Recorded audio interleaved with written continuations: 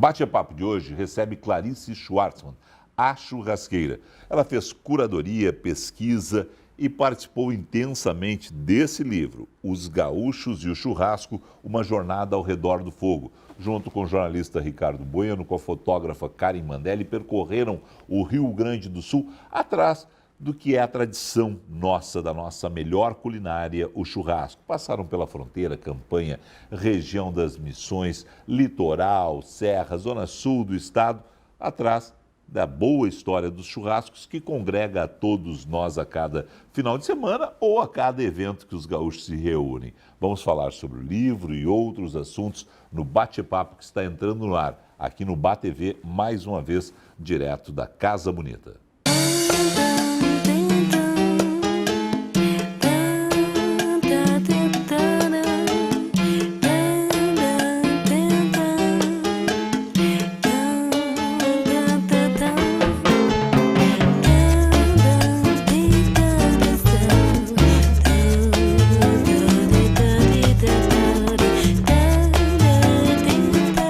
Casa Bonita, sofisticação em todos os estilos. Clarice Schwartzman, todo mundo conhece de diferentes funções. Há alguns anos ela virou a churrasqueira. E aí é o seguinte, né? Globo. Bom, tu fez tudo, né? Globo. Fez tudo. Como é que tá, guria? Tudo bem? Impressionante, tudo ótimo, graças a Deus. Tudo Tu bem. imaginou um dia que aquele negócio de fazer churrasco para as amigas em primeiro lugar, pequenos convescotes, depois, ia virar a tua profissão, Clarice? Jamais imaginei, mas nunca passou pelo meu sonho. Mas sempre teve presente, assim, muito vivo, algo atávico que sempre me acompanhou. Então, natural que num momento da minha vida onde eu precisava e quis realmente entrar em algo que dissesse muito sobre como eu queria conversar com o mundo de uma forma autêntica, do meu jeito, viesse essa forma de fazer as coisas. Qual foi o teu primeiro churrasco feito por ti? Tu tem essa lembrança ainda assim? Quando é que tu teve uma necessidade assim? Bom, eu vou lá, eu encaro. Olha, não lembro. Eu lembro assim de estar sempre em volta, futucando, perguntando para o meu pai, me metendo no churrasco de todos, da família, dos tios, porque é uma cultura muito passada de pai para filho. É uma tradição realmente do Rio Grande do Sul. Eu ficava ali curiosa, sempre atenta, sempre querendo servir, também querendo entender. Eu saía para comprar carne com meu pai, ficava de manhã preparando, às vezes eu dormia até mais tarde, ele ia me acordar já com um pedaço, né, na boca. Filha, tá na hora de acordar, o churrasco tá pronto. Então esse prazer, essa memória muito afetiva e de muito amor, né, que você estava me contando do teu pai, do teu sogro, hábitos que a gente tem e que vai acompanhando. E às vezes as pessoas querem, em momento de vida, precisam e sentem a necessidade de se reinventar, né? Foi o meu caso, mais do que isso, algo que dissesse respeito à minha verdade. Tem coisas que estão muito na cara das pessoas e as pessoas não se dão conta. Isso que é bacana, né? Quando é que tu te deu conta disso? Eu me dei conta há 5 anos atrás, quando eu tinha saído do Teatro São Pedro, né? Depois de quase 10 anos com a Eva Sofer no projeto Multipalco, fui empreender na área cultural e na área de captação de recursos para projetos, inclusive na área de eventos, e eu não estava mais me realizando, né, naquela profissão. Então, eu passei por um momento de crise, de muitas perguntas, de vários questionamentos, foi um momento muito difícil, mas no momento de serenidade, eu digo, gente, eu adoro fazer isso, por que eu não ensino? E aí veio dessa forma. Primeiro, para mulheres. Para mulheres, primeiro foi o grupo fechado. Aquele negócio, eram as amigas, como é que foi? Eu acho que uma outra coisa, né, outro assunto interessante sobre quando a gente descobre algo que a gente quer fazer, a gente não tem nada a perder. Então, foi uma ideia, né? Eu quero ensinar as mulheres a fazer churrasco. Certo. E se fosse em outro momento, eu dizia, depois, semana que vem eu vou dar uma olhada nesse projeto, ou daqui a pouco eu vou pensar como fazer.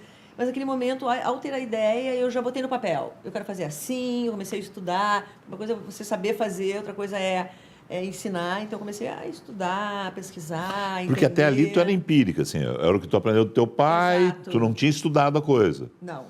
Tu sabia assar, tu sabia a diferença dos Reunia os cortes. amigos, colegas de trabalho, né? Certo, fazer um Família, fogo. E era o churrasco, era a assadora da família, assadora Certo. dos amigos. Certo. Então era muito empírico. Tá. Quando eu resolvi transformar isso numa profissão, eu fui estudar, fui me aprimorar, fui entender melhor o processo, fui olhar para esse universo, né? Que o churrasco vem junto um mercado incrível. Eu estou numa ponta da cadeia produtiva, que é o prato, né? Só Tá que na atrás, última eu ponta. tô na última ponta, mas a origem disso, a qualidade do produto que eu quero oferecer, né? Como é que é isso? Mas aí tu Então, foi tem conhecer. um mundo pela frente. Antes da gente por falar trás. especificamente, mas aí tu foi conhecer pasto, gado, fazenda, frigorífico. Lá atrás já foi te interessando e foi pesquisando tudo isso, e indo a campo. Quando isso se tornou uma profissão, eu comecei a investigar todas as pontas, né? Olhei para a cadeia produtiva, né, dessa ponta. Obviamente que a gente está falando, o churrasco diz respeito à carne muito, mas tem outros insumos que são usados, né, os legumes, verduras. Mas vamos falar da carne. A carne, Certo. porque a gente está num estado que tem uma pecuária, uma economia da pecuária muito forte. E nós temos a sorte de ter um bioma pampa aqui no Rio Grande do Sul, onde a qualidade do animal né, e o manejo tem uma diferença muito grande para o resto do Brasil, apesar que eu estive recentemente no Mato Grosso do Sul e também fiquei encantada com o que eles estão fazendo lá. O que a gauchada faz lá? Porque também... Não, mas tem... Não, já tem outros mistura. criadores, mas... Não, mas mas assim, é um pouco da cultura. Tem paulistas, Sim, tem os próprios, tá. mas é uma cultura que veio daqui. Sim, né? A gente tem nós essa paixão, exportamos isso. Tanto que a evolução genética lá tem o Nelore, né, que é um gado zebuíno que resiste a altas temperaturas, a seca, a variações que a gente não tem aqui tão fortes. É um gado forte, mas ele não tem uma carne tão macia, tão suculenta e tão marmorizada. Então, a gente exporta para lá genética. Então, mistura com Devon, mistura com Angus, mistura com Hereford, né, as raças britânicas que trazem. Mas tudo isso eu fui entender no decorrer e foi muito legal. Muito legal porque tu começa a olhar... né, eu sempre digo que um bom assador não salva uma carne ruim, mas um mau assador estraga uma carne boa. Né? Então a gente tem que saber, né, usar o que a gente tem, o produto que a gente tem. E hoje em dia no mercado como um todo, né, não só no Rio Grande do Sul, mas o Sudeste, o Centro-Oeste, assim, mas São Paulo para baixo, tem uma oferta de qualidade de carne muito grande. Tu está falando basicamente o seguinte: gado criado a campo, né, o que a gente chama hoje de carne verde, né, e gado criado confinado dá uma diferença na carne. Dá. Né? Mas hoje em dia eles já fazem uma parte que é campo E depois confinamento. eles fazem um acabamento da gordura, com uma alimentação de cereais selecionados. Então, a gente tem aqui perto, por exemplo, que nesse livro a gente foi visitar, eu conheci uma fazenda que ela é especialista em produção de gado de corte de altíssima qualidade, que sai daqui e vai direto para São Paulo, para os melhores restaurantes. A gente faz aqui no Rio Grande do Sul, perto de Santa Maria. Não se precisa mais buscar carne na Argentina, no Uruguai, onde se dizia que a carne era muito melhor. Nós estamos produzindo boas carnes aqui.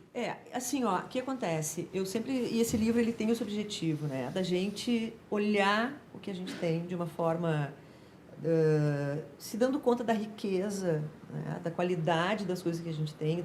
Esse livro ele traz as diferentes técnicas, ele traz os personagens, ele traz histórias, traz essa miscigenação cultural. E sobre a carne é a mesma coisa. Por que o Rio Grande do Sul não tem um selo de carne de qualidade? É um processo que já houveram algumas tentativas disso acontecer, mas a gente tem um bioma pampa aqui que reproduz a mesma geografia. Tem como fazer a denominação de origem nesse caso? No Uruguai e na Argentina, nós temos uma mesma qualidade de carne. Obviamente que lá, o que aconteceu? Eles tiveram, como eles têm essa política do marketing da carne, que o Rio Grande do Sul não tem, infelizmente. O Brasil não tem. Né? O Brasil não tem, exatamente.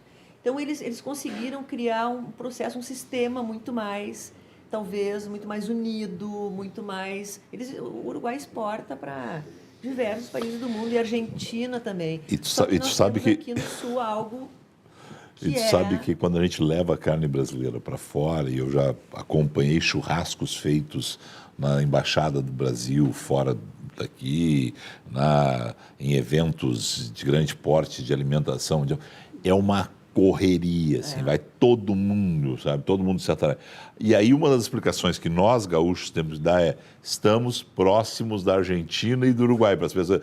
Porque o Brasil, para eles, é um continente, e é mesmo, né? Então a gente tem que explicar, olha, a gente está perto do Brasil e do Uruguai, até para ajudar na identificação. Mas, até nosso discurso, ele é nos menosprezando, não assumindo essa grandeza que o Rio Grande do Sul tem, e o Brasil como um todo na pecuária. A nossa carne hoje é uma carne de exportação. Somos os maiores exportadores do mundo. Macia, marmorizada, suculenta, tem origem, tem procedência, tem rastreamento, tem manejo. A gente tem aqui no Rio Grande do Sul um dos maiores frigoríficos da América Latina, que é o Silva, aqui perto, que é um dos patrocinadores. Eu fui conhecer o lugar. Tem que ver o que é o capricho dos caras, como eles fazem a terminação.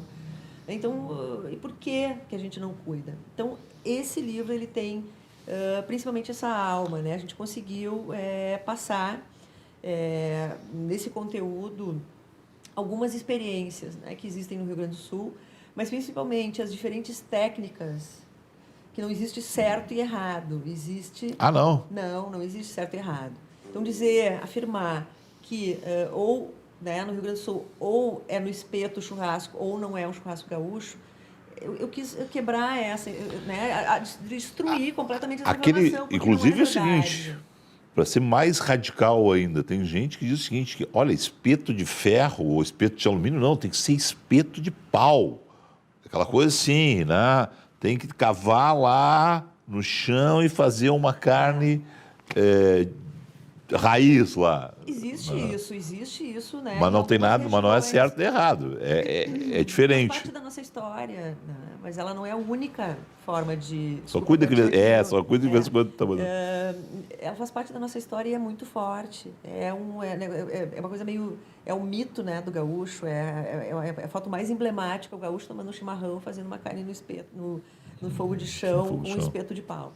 Mas a gente tem uma influência enorme das fronteiras, né, do Uruguai e da Argentina, dos espanhóis, dos jesuítas, né, que trouxeram o gado para o Rio Grande do Sul, dos italianos, que têm uma influência enorme sobre essa cultura das churrascarias, do espeto giratório. Vide o que acontece quando o gaúcho exporta essa cultura da churrascaria, do churrasco. Quem são os grandes assadores que estão no mundo hoje? São aqui das colônias italianas. Então... nós somos uma união de várias culturas que vieram, né, que aportaram aqui no Rio Grande do Sul, com saberes diferentes, com gostos diferentes, e que absorveram essa cultura do gaúcho, né, do fogo, do churrasco, do assado, incorporaram riquezas que hoje a gente compartilha sem se dar conta. Vamos entrar no livro então, a gente já está vendo aí imagens do livro ao longo desse programa, mas diz o seguinte, como é que tu te juntou com a Karen Mandelli, que fez as fotografias, e com o Ricardo Bueno, texto e edição desse livro? Porque tu já era a churrasqueira. Como é que foi o encontro dos três? Foi uma história que eu digo que eu estava no lugar certo, na hora certa, porque eu já estava mais ou menos uns 2 anos com o projeto da churrasqueira, já tinha, né, conseguido, de alguma forma, construir, né, um caminho que não foi fácil, que não é fácil, continua não sendo, dentro de um universo, né, que a mulher exerce um outro tipo de papel, né, nesse contexto. Mas o Ricardo, que é o jornalista... Só voltar um parênteses. Foi um grito de libertação da mulherada? Foi, completamente. Foi, né? Foi, né? Mas foi, assim, continua sendo, mas foi incrível. Porque é o seguinte, o que tinha de mulher que assava churrasco, mas não falava. Isso é impressionante. Eu conheço várias assim, pessoas, as mulheres assavam. Mas quando tu surgiu com essa história da churrasqueira, houve aquele assim... Eu também faço churrasco. Lá em casa quem faz churrasco sou eu. O bacana foi isso, porque muitas mulheres se descobriam. Não, se descobriram. Elas saíram do armário. Exatamente, é verdade, bem e isso. assumiram, eu sou churrasqueira, eu gosto de fazer. E faz muito bem, né? Fazem muito bem. Então, tem as que queriam aprender. Então, muitas aprenderam. Mais de 1.500 mulheres passaram pelos meus cursos. Mais de 1.500 mulheres. E assim... casadas, solteiras, separadas, viúvas, aposentadas, mas pessoas que gostam de reunir pessoas. Que gostam de reunir pessoas. Porque é isso, né? O churrasco é essa congregação. É uma união, é uma gastronomia única, não existe no mundo. Voltando ao Ricardo Bueno, que eu tinha... Então, o Ricardo foi me entrevistar, foi pegar meu perfil para um livro sobre churrasco, que Certo. ele estava começando a fazer, e era sobre perfis de alguns assadores, ele soube da minha história. E quando a gente sentou para conversar sobre isso, eu já estava viajando pelo Brasil e pelo Rio Grande do Sul para dar aula, para participar de alguns eventos, festivais. O Ricardo começou a me contar e eu disse, Ricardo, vamos tentar. Hoje em dia esse assunto é muito mais profundo, a gente está perdendo o bonde da história. O churrasco está bombando lá em cima, Rio, São Paulo, o Centro-Oeste com a pecuária. Nós estamos perdendo o bonde da história, a gente precisa olhar para a nossa cultura de uma outra forma, para esse assunto. Eu entendo que a gente tem que visitar, né, olhar para as diferentes regiões do Rio Grande do Sul, mostrar as diferentes técnicas, né, as influências culturais, porque existe essa miscigenação, e mostrar que o Rio Grande do Sul é um lugar único. E por que nós somos reconhecidos pelo churrasco? Por ser um estado do churrasco. Né? Tu sabe me dizer, porque tem os tropeiros, não, tem um monte de coisa que aconteceu. E essas diferentes técnicas... Aí entrou o lado historiadora. Aí já entrou tinha... do meu lado cultural, dentro da minha sim. história, da comunicação e da cultura, né? Sim. Porque eu sou assadora, mas esse patrimônio da minha vivência nessa área da cultura e da comunicação me impulsiona a olhar sobre vários aspectos dessa cultura gastronômica do churrasco, né? Então eu propus para o Ricardo, ele voltou, né, para o produtor, que é 4 projetos, do Flávio Eninger, que estava a cargo, né, de desenvolver esse projeto para a Lei Rouanet e captar recursos, etc. E eles me retornaram dizendo, Clarice, vamos então dar essa volta, né, dar esse salto no livro, olhando, né, dentro dessa. Então eu fui, né, comecei a me envolver como curadora também. O Ricardo tem um texto incrível, um baita jornalista aí, escritor também, né, conseguiu absorver e transformar toda essa vivência que a gente teve em palavras, em textos muito ricos, muito emotivos, com muita alma. E a Karen Mandelli, que é uma fotógrafa também com um olhar, com uma sensibilidade incrível, veio fazer parte da equipe. Então a gente pegava a estrada, nós 3, ia circulando pelo Rio Grande do Sul, olhando para isso. A Karen, ela chegava muito perto do fogo muitas vezes, então ela usava uma burca para proteger o rosto. Tem fotos aí. Tem fotos, né? Fotos. A gente conheceu desde dono de fazendas, peões, assadores, fazendas. A gente foi visitar, né? A gente pôde vivenciar o Rio Grande do Sul.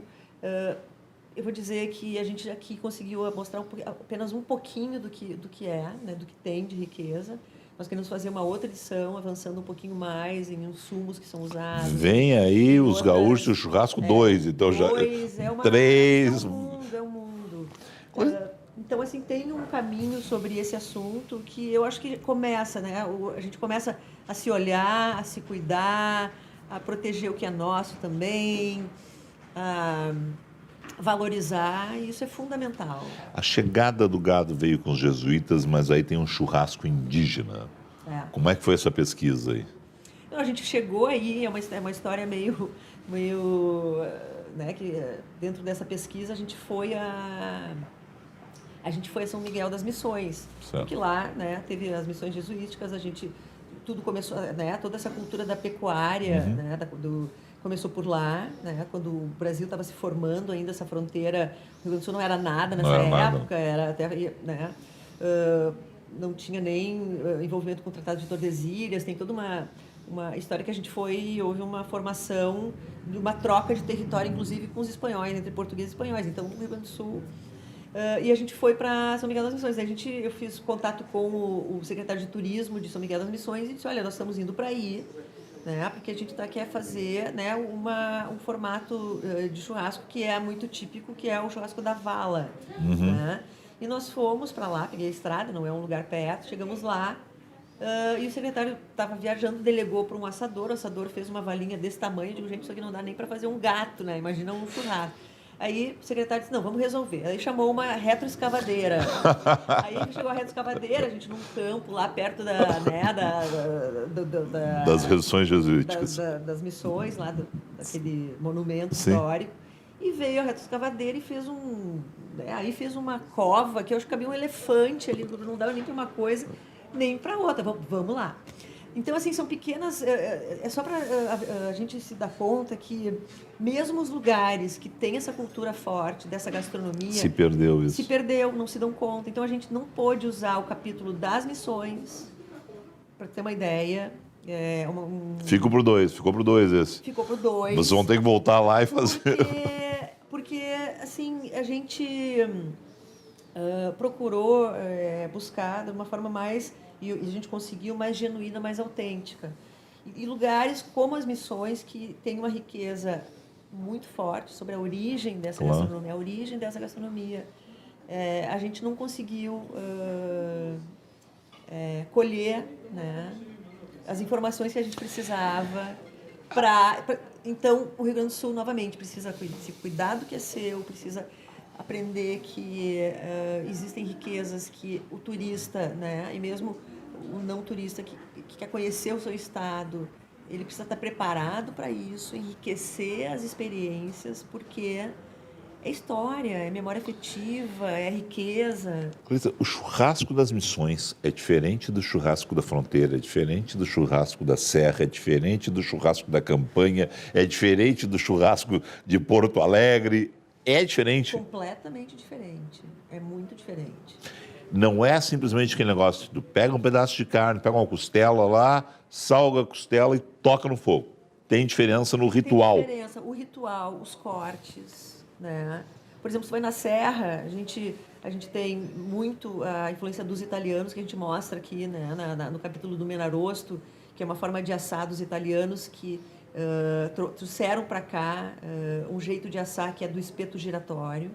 Que isso gerou uma outra... Que história é essa que esse espeto giratório é do Da Vinci? O Da Vinci ele fez, né? O que o Da Vinci não fez? O seu Leonardo da Vinci, que história é essa? É incrível, porque a gente vai buscar a origem, né, dentro dessa história do espeto giratório, que nós, né, que o gaúcho é também uma referência em churrasco de espeto giratório. Sim. Tem fábricas aqui, isso surgiu com um rabisco, com um desenho do Leonardo da Vinci. Né? E os italianos trouxeram para cá, os imigrantes. Tem no livro uma foto que eles guardam ainda em Travessão Carvalho, que é uma rodana de madeira, né, onde tem espetos, fios de ferro, né, em forma de cone, e onde eles espetavam tudo que caminhava quando eles chegaram aqui. Era tatu, era passarinho, era codorna. Hoje eles fazem um churrasco de espeto giratório altamente autêntico ainda, original da imigração, temperado com diversas ervas frescas, que eles deixam de um dia para o outro, e aí a codorna, coelho, porco e frango. Isso fica marinando por um tempo. E o mais interessante é que quando eles fazem o churrasco, que eles fizeram um churrasco, eles temperam a costela com esse tempero Então a costela é temperada, ela não é salgada. O italiano tem muito também daquele sal temperado que eles usam. Exato. Então tem essa... E que a gente usa, né? Tem pessoas que gostam de usar. Então, esse olhar sobre as influências, né, dos acompanhamentos, os picles, a salada de batata, a polenta, o frango. E aquela massa que tem lá as fotos no livro que a gente está vendo, a gente tem um vídeo aí. É um grande acompanhamento do churrasco na serra. A massa temperada pela nona, que a gente acompanhou lá, eu até te mandei um vídeo, né, ela faz um saquinho com diversos temperos, fica ali cozinhando junto com tomate, com cebola, com alho. Essa riqueza a gente tem aqui do lado. Então, assim, a gente tem essa influência muito grande dessa região da fronteira, onde a cultura da parrilla... A gente já vai para a fronteira. Deixa eu só fechar italianos. Porque aí tem um outro capítulo no livro que é o seguinte, mostrando, e tu já falou um pouco disso, né? Por exemplo, assim, um italiano que tem uma contribuição para as nossas churrascarias, Antônio Aita, está no livro. Né? Até hoje temos a Santo Antônio, ele é o criador da Santo Antônio, ele é o primeiro que diz o seguinte, vamos vender churrasco em uma casa, uma churrascaria, é isso? É italiano também isso. Não, exatamente. O que os italianos contribuíram é incrível, porque eles têm uma muito empreendedora, são muito bons negociantes, Então transformaram isso também num negócio. movimento. E também é deles a criação do espeto corrido? Como é que é? Dos italianos. É também, O né? Menarosto comprova isso, porque é uma cultura que eles continuam, inclusive para o lançamento que vai ser agora dia 30 de novembro, no Galpão Crioulo para a imprensa e convidados, a gente conseguiu trazer para cá a dona Inês e o seu Benê, que são velhinhos já, mas que eles perpetuam esse modo de fazer, esse saber. E eles estão com dificuldade de passar adiante esse conhecimento, porque ninguém quer assumir, porque assumir um menarosto é assim, eles começam a trabalhar 4 dias antes para preparar. Não é uma coisa da hora Não ali, é uma coisa da não tem como hora. fazer. As novas gerações também precisam se voltar para isso, para que não se perder. perca essa riqueza. Então eles vêm para esse lançamento e é muito emocionante. Eles são já a dona Benê, a dona Inês, ela trabalha já mancando um pouquinho, sabe? Mas para não se perder a cultura mesmo, eles estão lá ainda. Estão lá ainda. Bacana demais. Tá. Serra tem mais alguma coisa só para a gente fechar esse capítulo? Não, acho que Serra é isso. Serra é isso. Então, eles são A responsáveis. charcutaria, né, que também é um outro momento que a gente também quer abordar no próximo livro, a charcutaria que tem uma influência muito grande dos alemães e dos italianos, né, de outras etnias que vieram para cá, mas principalmente dessas etnias. E a charcutaria também é uma riqueza maravilhosa. E que a Serra tem isso presente. Tá. Então vamos lá, só para fechar esse capítulo. O que tem diferente na Serra? A gente tem o tempero diferente. Em alguns casos usam o sal, mas é um sal temperado por eles. Temos esses corte mais o porco, o frango. O javali muitas vezes está exato, presente são hoje. cortes completamente diferentes, por exemplo, da que a gente vai para... E deve a eles a primeira churrascaria, no caso em Porto Alegre, Santo Antônio. O empreendedorismo dessa cultura do churrasco como negócio. E o negócio mundo afora, que é o espeto corrido, mundialmente famoso espeto corrido hoje, porque virou uma febre, né? Onde a gente sai no mundo afora, você tem lá uma churrascaria e eles apresentam o Brazilian Barbecue, né?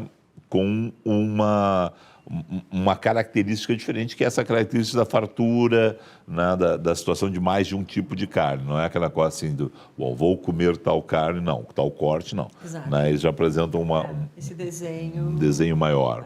Né? Estou conversando com a Clarice Schwartzman, Os Gaúchos e o Churrasco, uma jornada ao redor do fogo. A gente vai a um rápido intervalo comercial e volta falando a respeito do churrasco na fronteira, em outras regiões, mais sobre o livro, mais sobre a boa culinária do Rio Grande do Sul. Em instantes, aqui no BATV, e você também pode nos acompanhar nas nossas redes sociais, no Facebook, no Instagram, no Twitter e no nosso canal do YouTube, tá certo? A gente espera você lá no nosso canal do YouTube também permanentemente. Estamos falando sempre aqui da Casa Bonita da Marlene Wolff. Um rápido intervalo, a gente já volta.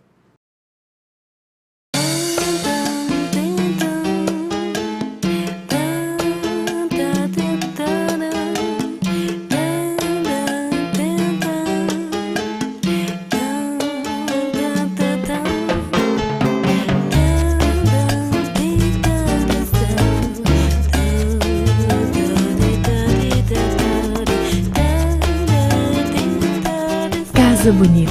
Sofisticação em todos os estilos.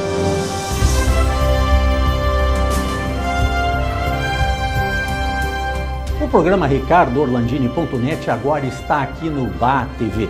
Economia, negócios, ciência, tecnologia, inovação, medicina e saúde fazem parte de nosso cardápio, com inéditos nas segundas às 20 horas e nas quartas às 23 horas. BATV, teu canal, teu jeito.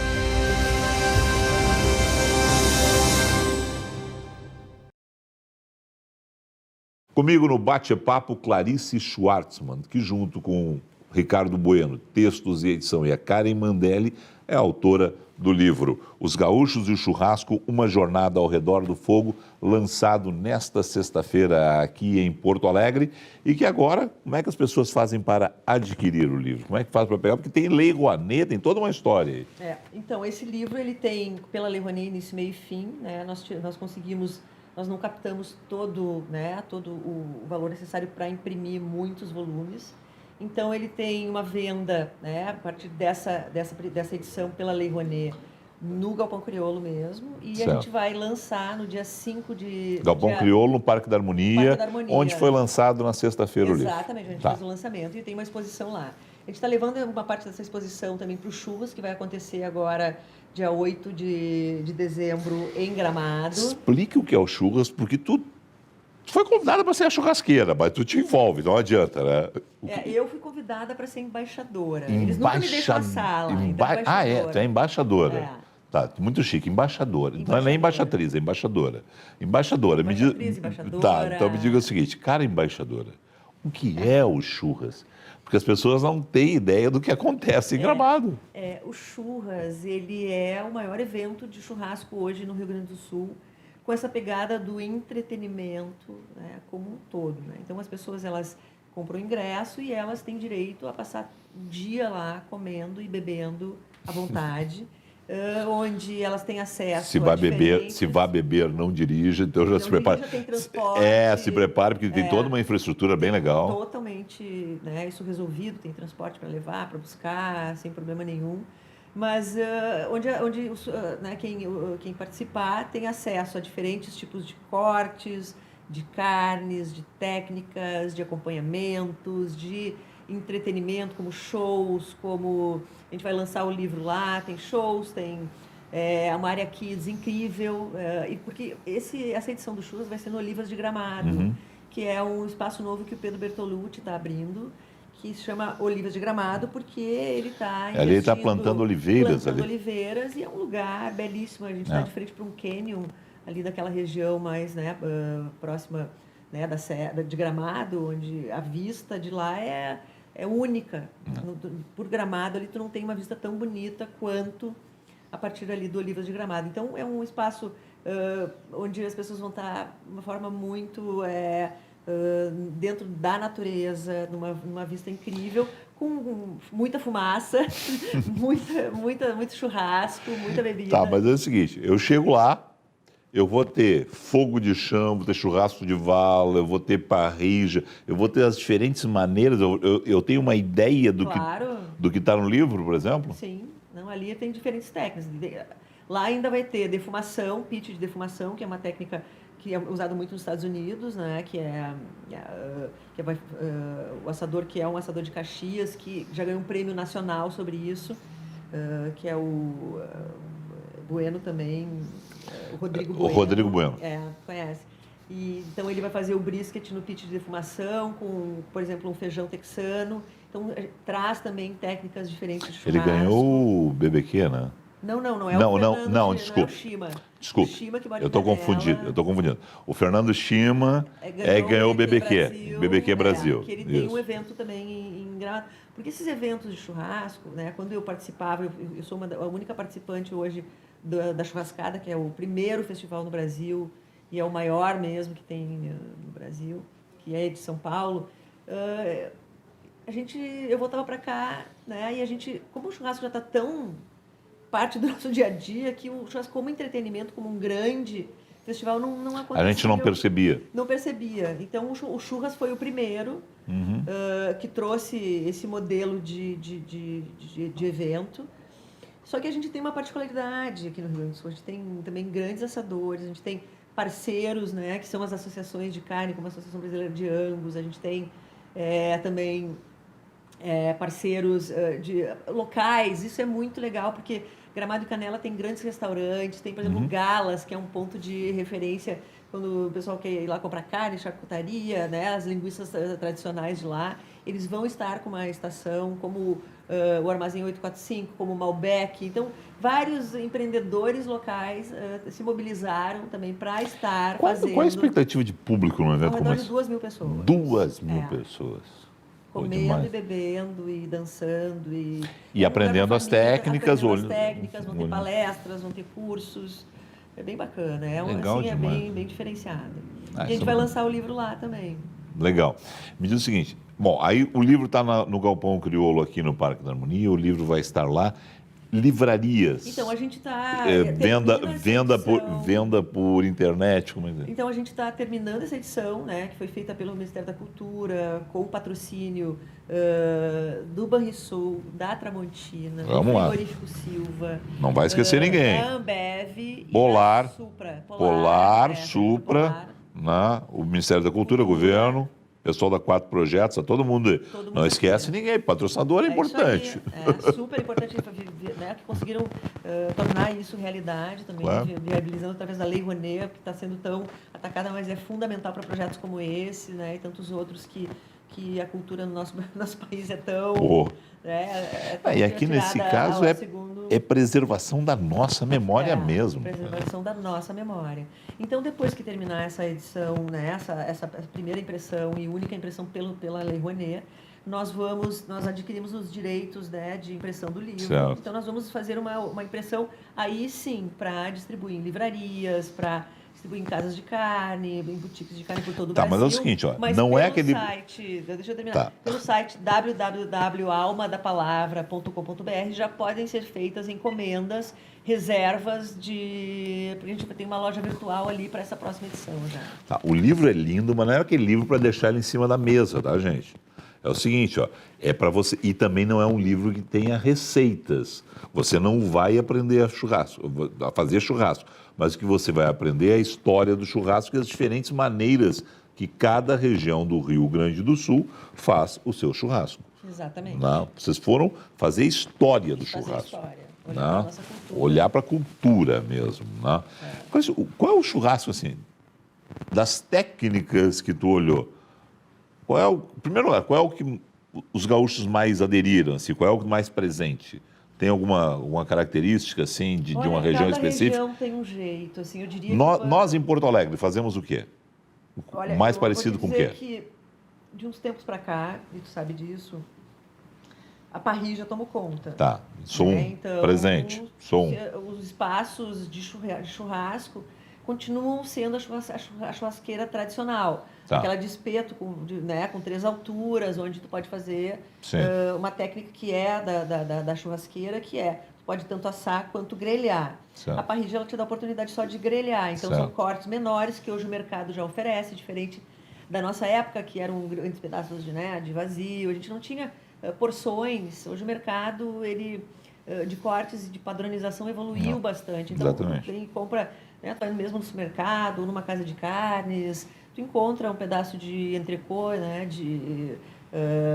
de prime rib ou de T-bone, cortes já, assado de tira, não é só aquela costela grande, então que tu pode fazer numa parrilla. Então, a parrilla, eu diria que é o novo churrasco, é a nova forma. A parrilla é que ela se adaptou muito. Ainda. Eu acho que é muito também da questão do apartamento que ela facilita, né? Eu acho que ela facilita o manuseio das coisas. E aí, no meu caso, muito rápido, meu caso é uma casa, mas é muito mais rápida, é mais prática. Então, são pedaços pequenos, são muito rápidos de fazer. Exatamente. Muito mais.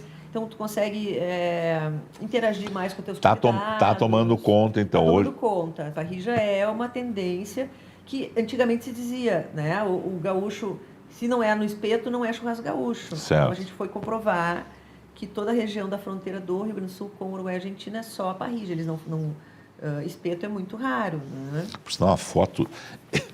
E aproveitamento também. A foto de capa é belíssima. E aqui é o seguinte, né? Esse espeto aqui, que espetáculo.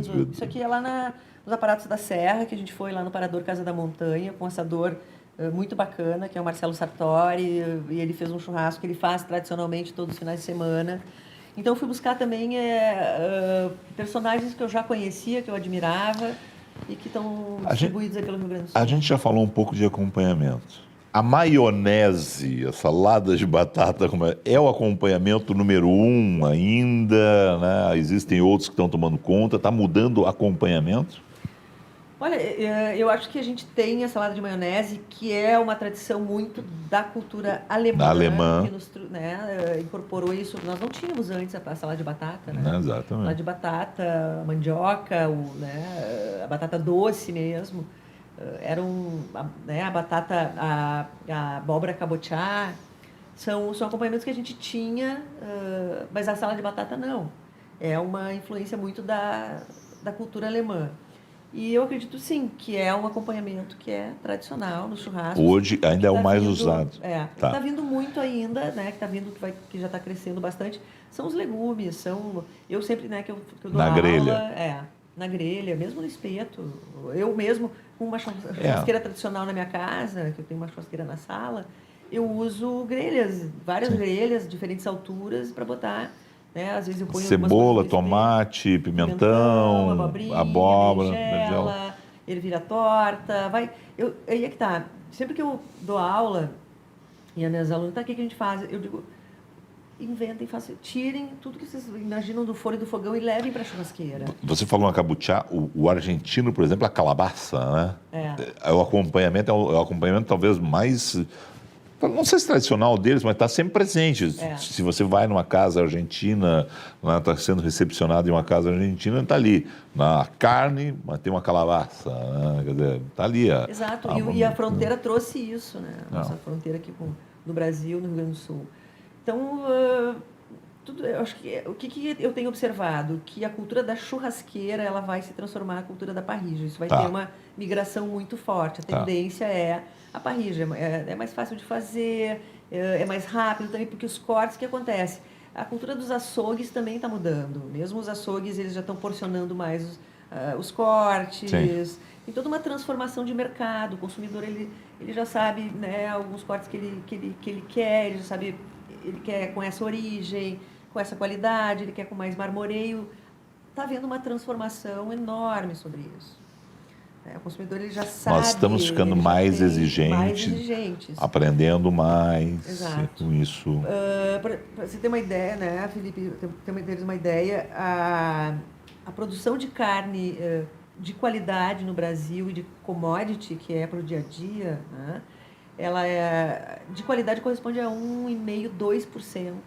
É muito pouco ainda, então vai crescer muito. Né? Pela evolução genética, pelo investimento do pecuarista, né, em qualidade, porque requer todo um manejo incrível. A evolução da genética no gado do Rio Grande do Sul é um negócio maravilhoso. O que a gente tem feito nos últimos 30 anos, dá para dizer assim, e é interessante porque nós da cidade, a gente tem essa oportunidade quando a gente vai, por exemplo, lá ver da Expo Inter, né? É aquele negócio mesmo, né? Não é isso, né? Porque ali a gente vê o gado melhor da genética do Rio Grande do Sul. Ali vem já o que vem, mas aquilo que está ali, né? Aquele gado que está ali, é o gado que hoje está no campo. O pessoal investiu muito em genética, a gente ganhou muito. Olha, os nossos produtores estão de parabéns. Estão de parabéns. E também se deram conta que eu acho que é um crescimento também de instâncias que se especializaram em genética. A gente tem muito isso na região de Uruguaiana, Alegrete, que são instâncias que hoje vendem genética para todo, né, essa região da Campanha e do Pampa, vendem genética para todo o Brasil. Então, o que a gente vê acontecendo, né, em grandes rebanhos no Centro-Oeste, Mato Grosso do Sul, lá para cima mesmo, no Pantanal, mesmo São Paulo, tem esse DNA que sai daqui. Ricardo Orlandini, nosso diretor, diz o seguinte: não vão falar de cordeiro, rapaz? Como é que é isso? Churrasco de cordeiro. Aí é que tá. Nós temos isso é fronteira. um rebanho de cordeiros, né? A gente tem mais na região da fronteira, Sim. aquela região de Livramento, Sim. onde tem maior rebanho de ovelhas. Alguma coisa aqui perto da serra também tem alguma coisa, mas o gaúcho, ou ele gosta, né? O brasileiro mesmo, ou ele gosta ou não gosta. Não é como um bifinho. Eu que gosto. Eu amo carne de ovelha, e para mim é a preferida, para dizer a verdade. Mas eu acho que é assim, por exemplo, você sabia que mesmo sendo aquela região de Livramento, a maior concentração de rebanho de ovelha, não tem um frigorífico de abatimento? É mesmo? Não tem. Então, tu imagina a dificuldade para os produtores de poderem terminar um produto e distribuir no mercado. O mesmo está crescendo, por exemplo, o suíno tá crescendo. São Paulo, que é um estado muito... Sabe que eu não tinha percebido isso, até porque eu não tenho dificuldade de conseguir carne de cordeiro, então, como eu tenho acesso à carne de cordeiro, eu não tinha parado de pensar isso. Tem esse problema de distribuição, claro, então... A gente está falando de uma ponta da cadeia produtiva que é da porteira para dentro, mas da porteira para fora passa por alguns... Em algum momento do livro, tu chegou em algum local que vão fazer aquele churrasco de cordeiro e aí foram lá e mataram? Não, isso não chegou. Não, porque não isso... era o... A gente poderia ter ido, por exemplo, lá quando a gente foi no Silva, né, no frigorífico Silva, pegar uma desossa, que é lindo, aqueles, né, que tem um marmoreio, uma gordura, a gente vê a carcaça bem acabada, que é o nosso animal daqui do Pampa. Mas a gente pegou num outro momento, né? Já... Porque o nosso objetivo é ter um olhar em alguns pontos, né? Da cadeia produtiva. Olhar, a gente pegou alguma coisa da porteira para dentro, mas pegou da porteira para fora, e depois na ponta final, que é para, né, o fazer e o consumir. Só para fechar com a questão, churrasco de cordeiro é ame-o ou deixe-o, é isso? Tem muita gente que tem esse preconceito, né? O cheiro... Tem ainda porque eram os borregos, né? Como eles eram abatidos hoje em dia. Mesmo a carne de porco, que antigamente tinha esse medo de comer carne de porco, porque não sei o quê, porque crua. Hoje em dia evoluiu muito, né? A sanidade animal, a procedência, o cuidado, o abate. Tem todo um sistema por trás que evoluiu bastante, muito. Então não tem mais por que se preocupar com isso. Obviamente que tem que ter o CIF, né? Todas as certificações de prefeitura, de estado, de governo federal, que é o CIF, né? Mas existem alguns preconceitos sobre alguns tipos de carne. Mas o que é interessante que olhando para o que a gente cuida e que a gente não cuida, o Rio Grande do Sul poderia ser um celeiro de produção de ovinos também. Sim. Só que exatamente isso que nos falta. Tem o que está no livro, que é o Atílio, ele é dono de uma fazenda lá muito bonita, que é o Las Palomas, que ele criou um lugar de turismo rural também, que ele tem uma criação, e ele produz carne de ovelha, mas isso não existe o frigorífico aqui por perto. Que bárbaro, então é uma barbaridade, Que barbaridade, tchê. Exatamente, tchê. Então assim, a gente está ali do lado do Uruguai e da Argentina. O Uruguai é um grande produtor de ovinos. Acaba sendo, né, a gente acaba importando muita coisa por não ter um processo, um sistema onde valorize e dê condições do pecuarista poder dar continuidade ao seu investimento. Não é o objetivo do livro, o livro não é de receitas, por sinal tem muita coisa de receita, ela fazendo churrasco no YouTube, né? Vai lá no nosso canal do YouTube, aqui também está rolando imagens, né, ao longo do programa. Me diz o seguinte: sal fino, sal grosso, sal temperado, como é que se acha? Porque cada um faz salmoura, né? Antes de começar aqui o programa, eu estava falando do meu pai, por exemplo, tem a memória do seu Romeu fazendo uma salmoura e fica uma carne bonita, né? E aí? Tudo é válido? Tem um segredo? Olha, pelo que a gente acompanhou, né, das diversas regiões, não tem certo e errado. Tá. Né? A lei do churrasco no Rio Grande do Sul, existe uma lei que foi sancionada pela Assembleia, que diz assim, que churrasco gaúcho é... Até isso tu foi estudar. Churrasco gaúcho é no espeto ou na grelha, com sal grosso, ponto. Na lei é sal grosso. Na churrasqueira ou na parrilla, na grelha, né? Com sal grosso, que eu sou fora da lei. Temperada. Eu sou fora da lei. Não é uma carne temperada. Tu é uma fora da lei. Eu sou uma fora da lei. Mas o que significa sal grosso, né? Sal ponto, sal. Tá. O gaúcho, ele é tradicionalista, ele usa sal. Né? Tá. O sal grosso, tanto que a gente também descobriu que o sal que é dado para os animais, para o gado, é o sal que se usa no churrasco também, que é um sal mais fino um pouquinho. Sim. E eu gosto muito do sal entrefino, que é o sal de parrilla. Adoro sal parrigeiro, aquele que não é o grosso, eu só uso esse. Tá. Né? Mas eu só uso sal, eu gosto de temperar minha carne com sal. Tá. Só. Né? Mas a gente vê nos diferentes lugares que se salga... Tu salga antes? Eu gosto de salgar antes. Antes do fogo? Antes de colocar no fogo. Camadinha de sal fino, entrefino, que é o que tu usa, tal, dá uma descansadinha e vai pro fogo. Isso. É isso. Não, nem assim, pode ir direto. Pode ir no fogo, direto. Coloco ali. Tá.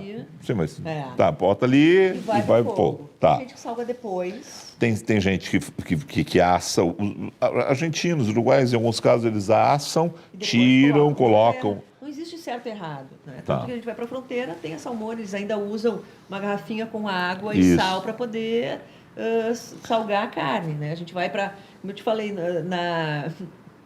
ali em Travessão Carvalho, onde tem essa cultura forte italiana, o tempero que eles usam para o menarosto, eles colocam na costela. Então, a costela com temperos como salve, alecrim, que pra gente é um absurdo.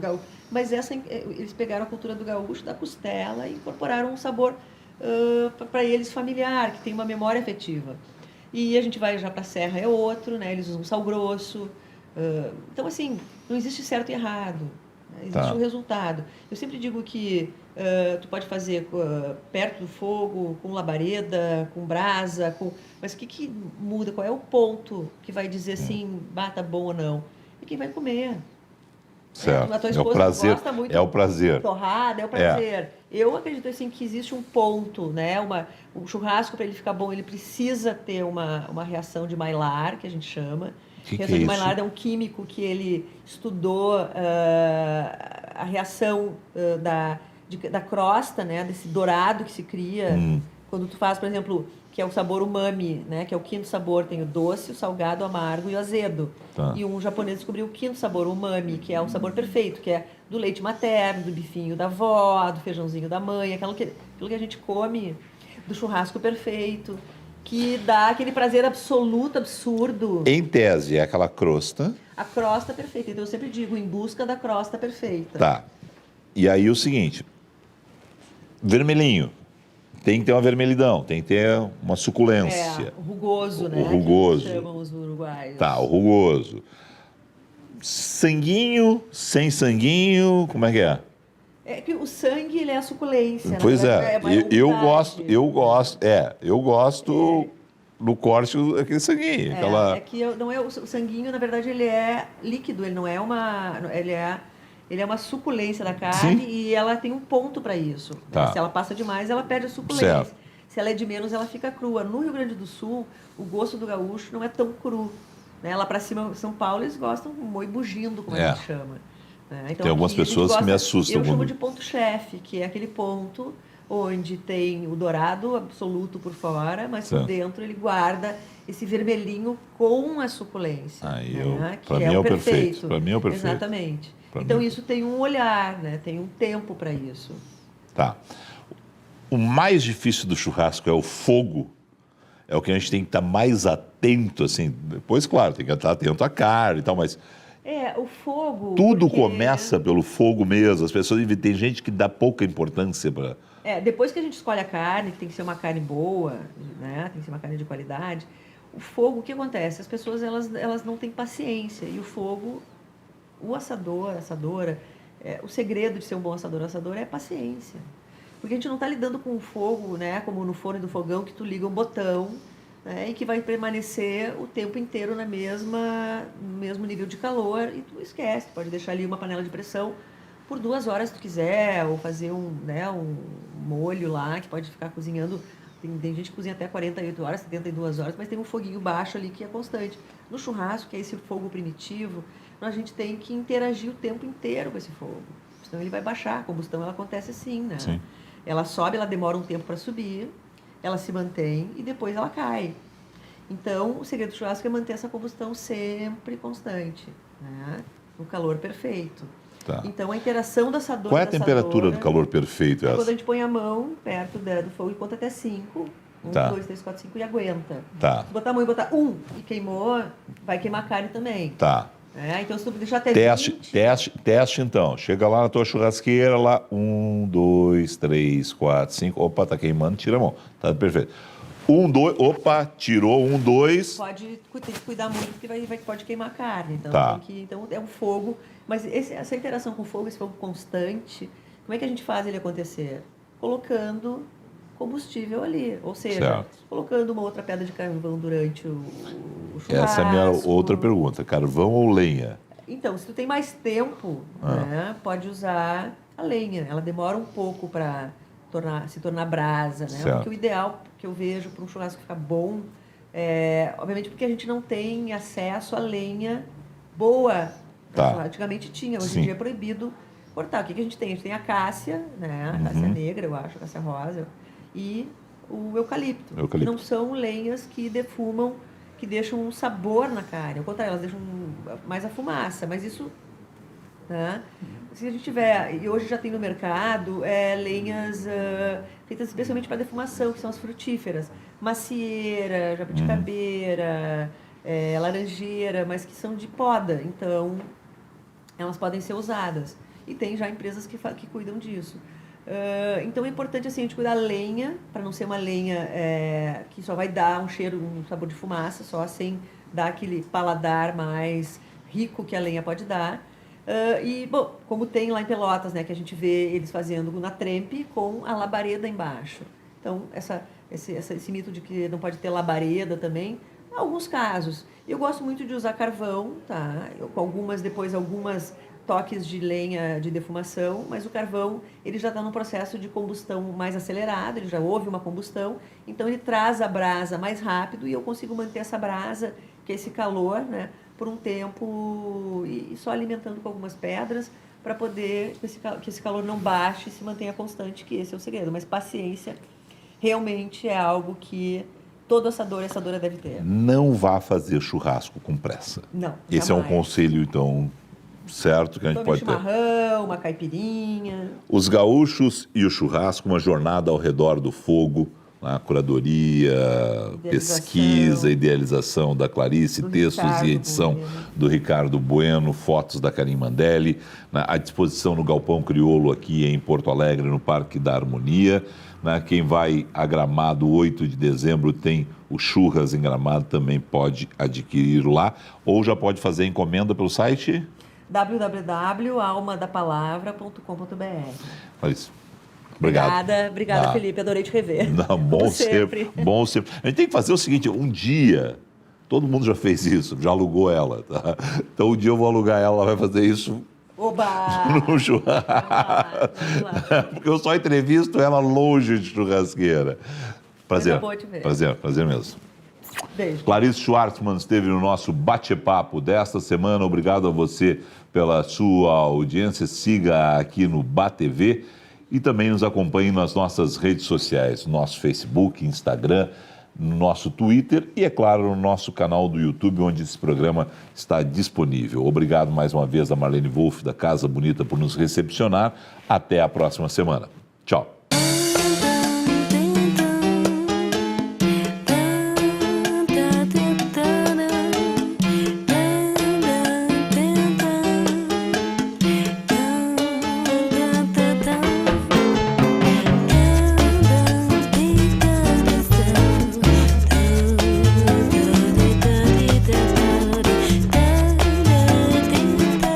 Casa Bonita, sofisticação em todos os estilos.